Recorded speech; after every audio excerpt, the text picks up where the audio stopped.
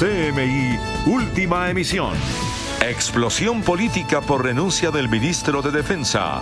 Congresistas piden a Duque cambiar política de seguridad. Así fueron las explicaciones y renuncia del exministro Guillermo Botero. Presidente Duque reconoce gestión de Botero y nombra a comandante de las fuerzas militares como ministro encargado. Ella lo único que le gustaba era llegar al día de ser profesional en el fútbol, que para algún día sacarnos a nosotros adelante. Dramático relato de padre de menor que murió en bombardeo de Fuerzas Armadas. Fiscalía pide condena contra el ganadero Santiago Uribe por conformación de grupo paramilitar. Congresista Álvaro Hernán Prada rinde indagatoria en proceso contra el senador Álvaro Uribe. Consumo de venezolanos impulsa economía, dice Banco de la República. Población negra se acerca a los 5 millones. Tensión en Bolivia. Opositor que busca renuncia de presidente Evo Morales llegó a La Paz. Buenas noches, bienvenidos a CMI Última Emisión. Tras la renuncia del ministro de Defensa, Guillermo Botero, los congresistas que promovieron la moción de censura le solicitaron al gobierno Duque modificar la política de seguridad e impulsar para esto un gran acuerdo nacional. El debate del senador Roy Barreras logró su cometido, cobrar la cabeza del ministro de Defensa Guillermo Botero. Sin embargo, el propio Roy Barreras, senador del partido de la U, dice que no es la hora de celebrar, sino de convocar al presidente Duque a que invite a los partidos a un gran acuerdo nacional. Aquí hay una muy buena oportunidad para que el presidente, el jefe del Estado, que es Iván Duque, convoque a los colombianos y a los partidos hacia ese acuerdo nacional de respeto a la paz firmada, de recuperación de la seguridad y de una agenda económica para bien de Colombia. No podemos volver a los falsos positivos, no podemos volver a este tipo de situaciones que ya vivió el país. El problema está en si la política de seguridad que él ha defendido y que ha fracasado rotundamente continúa. Porque el cambio de ministro no significa el cambio de política. La renuncia es apenas oportuna y le da la oportunidad al gobierno de replantear en el sector defensa la posibilidad de que, por ejemplo, en el Cauca, los ilegales no sigan ocupando el territorio. Bueno, el que llegue obviamente tiene que enderezar el rumbo, porque si no, nuevamente se le harán mociones de censura hasta que la cartera de defensa esté en pro de defender a la ciudadanía. Tras la renuncia del ministro de Defensa Guillermo Botero, el único partido que se mantiene firme en su defensa es el Centro Democrático. Dicen que Guillermo Botero es un gran colombiano que le sirvió al país. Esa es la política y él de manera gallarda, para no afectar en este momento tan difícil al gobierno, ha tomado esta decisión, nuestro apoyo, nuestro respaldo, lo lamentamos profundamente. Aún no se sabe si la votación de la moción de censura prevista para el próximo miércoles sigue en firme a pesar de la renuncia del ministro Botero. El exministro Guillermo Botero atribuyó a razones políticas su salida del gabinete. Previamente explicó que no informó sobre la muerte de menores en un bombardeo porque la información estaba bajo reserva judicial. En este comunicado, el exministro de Defensa Guillermo Botero publicó apartes de la renuncia que le entregó al presidente Iván Duque. No hace referencia al bombardeo ni a ninguno de los hechos que le cuestionaron durante el debate de moción de censura. Botero atribuye su salida a la coyuntura política.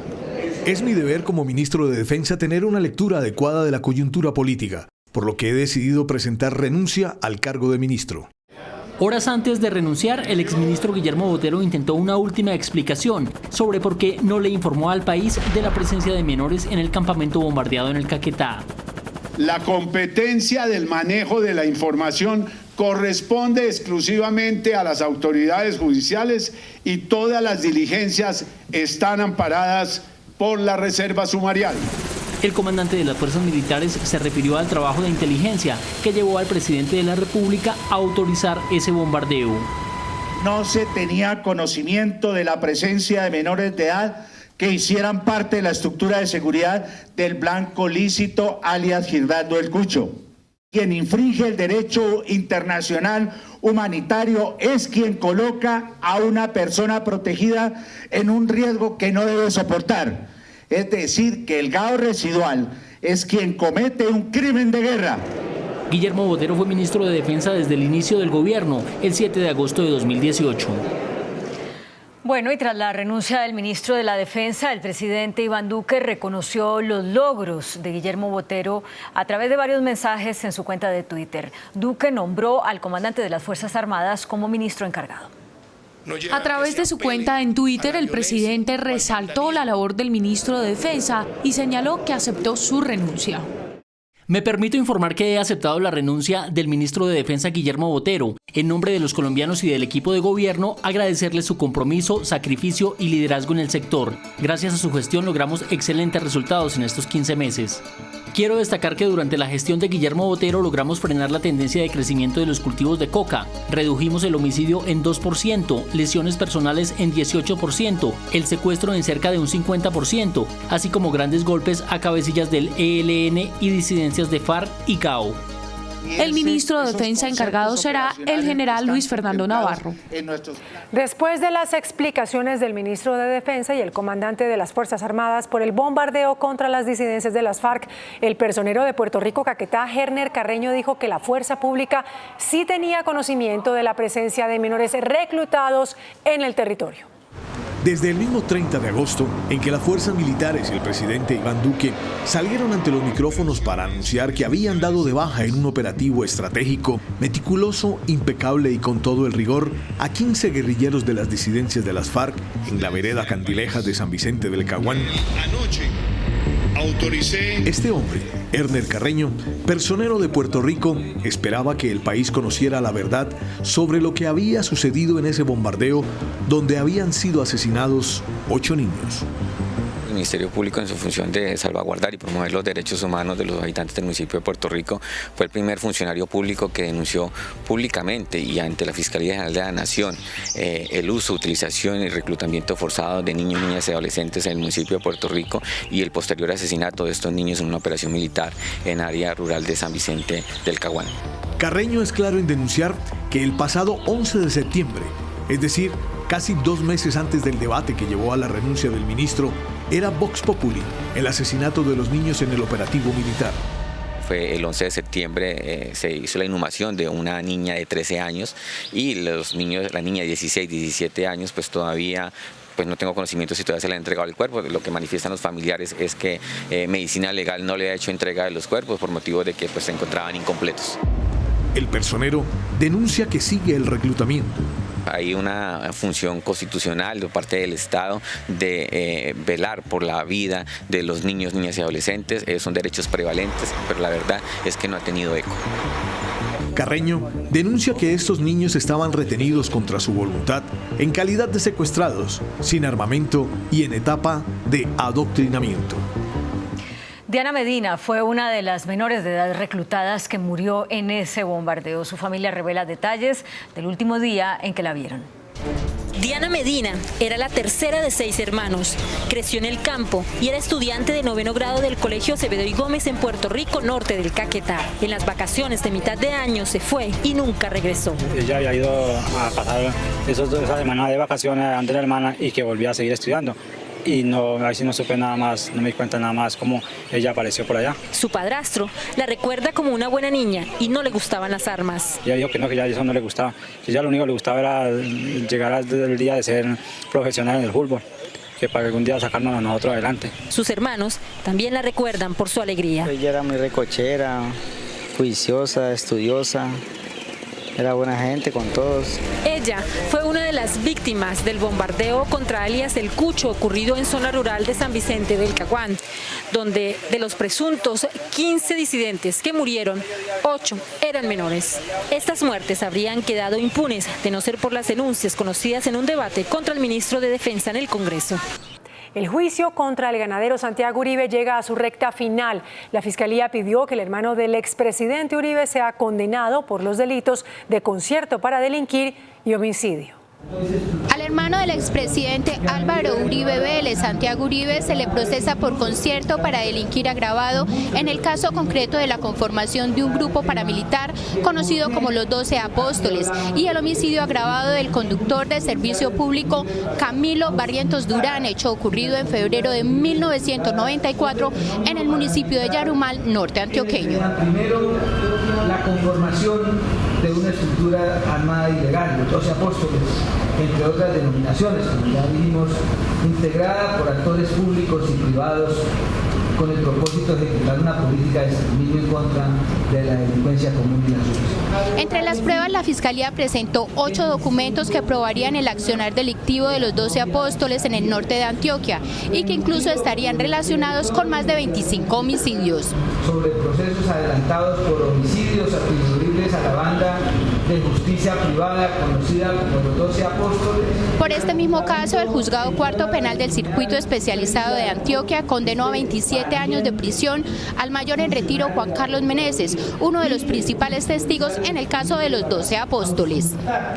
Y ante la Corte Suprema de Justicia rindió indagatoria el representante de la Cámara Álvaro Hernán Prada, investigado por una supuesta manipulación de testigos en el proceso que se adelanta contra el senador Álvaro Uribe Vélez. La diligencia, que duró cerca de 6 horas, fue realizada por el magistrado de la Sala de Instrucción César Reyes, ponente del caso. Álvaro Hernán Prada fue interrogado por supuestos ofrecimientos a exparamilitares detenidos en cárceles del país para que cambiaran su testimonio a favor del expresidente Álvaro Uribe. Al terminar la diligencia, el parlamentario sostuvo que está tranquilo. Muy satisfecho de aportarle a la Corte las respuestas que estaba requiriendo desde hace rato, que yo creo que van a ser muy útiles para determinar la veracidad de este episodio. ¿Pudo explicar usted todo? Absolutamente, absolutamente. Finalizada la indagatoria, el congresista quedó formalmente vinculado al proceso que por los mismos hechos también se adelanta contra el senador Álvaro Uribe. El Tribunal Superior de Bogotá tumbó el preacuerdo otorgado por la Fiscalía al abogado Leonardo Pinilla, socio del exfiscal Luis Gustavo Moreno. Pinilla había acordado pagar una condena de 3 años de prisión a cambio de aceptar su responsabilidad en el escándalo del cartel de la toga. Sin embargo, para el tribunal, la condena para el abogado debe ser más alta, por lo que declaró ilegal el trato. Sí, dice el magistrado que es una... El ministro de Hacienda, Alberto Carrasquilla, pidió una vez más en el Congreso que la reforma tributaria sea aprobada tal y como fue radicada, pero los parlamentarios le advirtieron que la iniciativa sufrirá varias modificaciones. Durante un debate de control político en la Comisión Séptima de la Cámara, el ministro de Hacienda, Alberto Carrasquilla, defendió la reforma tributaria y aunque le pidió a los parlamentarios que no la modifiquen, la mayoría de ellos no le hará caso. Sin lugar a dudas ha habido un resurgimiento, están creciendo más del 4% el número de empresas registradas en Colombia desde que se instauró eso es un dato. Aquí tenemos un choque de concepciones, una concepción que sirve para enriquecer al capital financiero y monopolista, que es la que tienen ustedes, y una concepción de que las generaciones activas sostengan a las generaciones inactivas. Y es que durante la primera reunión de ponentes también advirtieron cambios. Esta ley, como las demás, no van a salir del Congreso como entraron. La próxima semana se iniciará en firme la discusión de la reforma tributaria. El consumo de los venezolanos está impulsando la economía según estudio del Banco de la República. El ente emisor estima el crecimiento en 3,2%. El gerente técnico de la emisora aseguró que el crecimiento de la economía, que para este año llegaría a 3,2% y en 2020 a 3,3%, estaría impulsado por el consumo y parte de este se debe al de los migrantes venezolanos. Es posible que parte de lo que vemos como un jalón del consumo sean realmente exportaciones de bienes colombianos que van hacia Venezuela por vías no formales. Que uno va a Cúcuta y el puente está cerrado, pero a los lados hay hordas de colombianos y venezolanos llevando mercancía. También reveló su expectativa de inflación para este año. Esperamos que la inflación a finales de 2019 termine cerca del valor registrado ayer, que fue más o menos 3,8%, y que a comienzos de 2020 retome su tendencia de convergencia a la meta del 3%. Los técnicos del emisor esperan que todos los poderes estén comprometidos con la sostenibilidad fiscal del país. Por incumplir una sentencia ambiental al hundir el POT, la magistrada del Tribunal Administrativo de Cundinamarca le dio 3 días a los concejales de Bogotá para responder por la negativa. Este es el documento donde una magistrada vincula a los concejales de Bogotá a un incidente de desacato por negar el POT de Peñalosa. La razón, los municipios, entre ellos Bogotá, tenían un año de plazo a partir de la expedición del POMCA en mayo de 2019 para adecuar sus POT a la decisión judicial.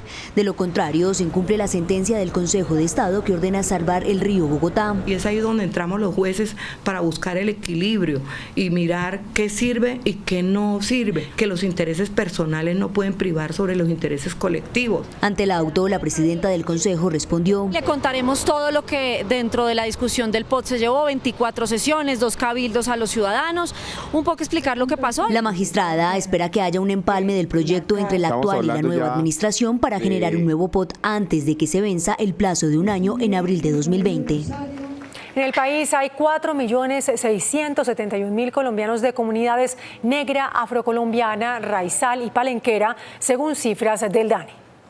El DANE reveló las cifras de integrantes de las comunidades negras, afrodescendientes, raizales y palenqueras. La población que se autorreconoce en ARP es de 4.671.160 personas. Explicó para qué le sirven estas estadísticas al país. Tiene la máxima desagregación geográfica para que el Ministerio de Vivienda pueda llegar a solucionar con acueducto y con alcantarillado las debilidades que están enfrentando esas poblaciones, o la ministra de Educación pueda hacer un enfoque de etnoeducación focalizado según los departamentos o municipios de prevalencia. Valle del Cauca, Chocó, Bolívar, Antioquia y Cauca son las ciudades con mayor población autorreconocida. El ministro de Agricultura, Andrés Valencia, anuncia mesas técnicos para modificar la resolución que generó polémica sobre la práctica del aleteo de los tiburones. Durante el debate de control político en la Comisión Quinta de la Cámara de Representantes, el gobierno insistió en que la resolución sobre la pesca en Colombia en ningún momento autoriza la práctica del aleteo y mucho menos la exportación. Reiteró que la pesca de tiburón surge de manera accidental por parte de la pesca artesanal. Anunció la modificación sobre el acto administrativo en conjunto con las organizaciones.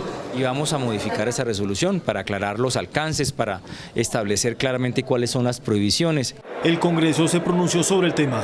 Le pedimos que si no es derogar esta resolución, pues que por favor replanteemos y modifiquemos esta resolución, excluyendo la cuota de tiburones, que es importante para esas especies que están amenazadas. Que se protejan a los tiburones vivos y que por supuesto quede eliminada la posibilidad de la comercialización de las aletas de tiburones. Las mesas técnicas arrancarán a partir de la próxima semana. Aumenta la tensión en Bolivia por la llegada a la paz del opositor Luis Fernando Camacho, quien desde hace 3 semanas busca la renuncia del presidente Evo Morales. A esta hora se registran enfrentamientos entre opositores y seguidores de Morales.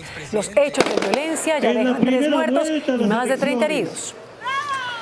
El gobierno mexicano atribuyó la muerte de 9 miembros de una comunidad mormona a la guerra entre carteles del narcotráfico que operan en la zona de frontera con Estados Unidos. Las autoridades afirmaron que los grupos criminales conocidos como La Línea y los Salazar se enfrentaron horas antes de lo sucedido y que en una confusión acabaron con la vida de 6 menores de edad y de 3 mujeres.